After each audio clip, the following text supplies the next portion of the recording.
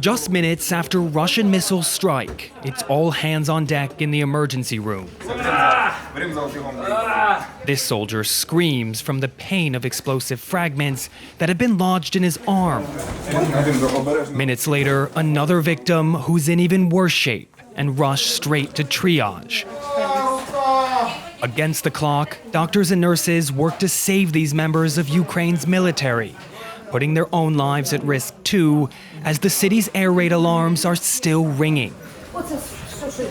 The tide of new patients doesn't stop. Down the hall, doctors check on intensive care patients. This is a very serious case, the attending physician says. We weren't able to save his limb. There was respiratory and cardiac arrest too. Artem is now conscious, facing a long road to recovery, but his determination remains strong. This injury has only fueled me more.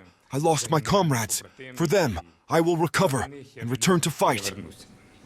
Ukraine's front lines are only 100 miles or so from this hospital. Injured soldiers are triaged on the battlefield and then transported here for operations that could save their lives.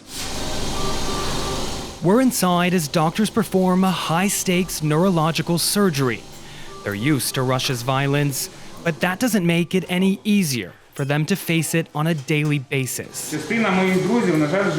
I have friends already lying in the cemetery, and on weekends I visit their graves. Other friends are at war. I want them to have weapons to defend our country, so that they don't end up here on this very operating table. Russia's full-scale invasion is the bloodiest battle in Europe since World War II, and it's brought a level of violence that's beyond compare. Previous conflicts were marked by gunshot and stab wounds. Now we have injuries from mines and explosions. It's a completely different type of injury, much more severe because it affects not just one organ but the entire body. Not all soldiers are facing a dark diagnosis. The hospital's rehabilitation wing is also bustling with patients on the road to recovery. Many here have been told they will go on to live normal lives, including Vitaly, who's preparing to reunite with his family after 4 months. I wouldn't want to be disabled. I have a wife and little kids at home. I just want to be healthy and beside them. In Dnipro, Ukraine, I'm Ryan Thompson for Newsnet.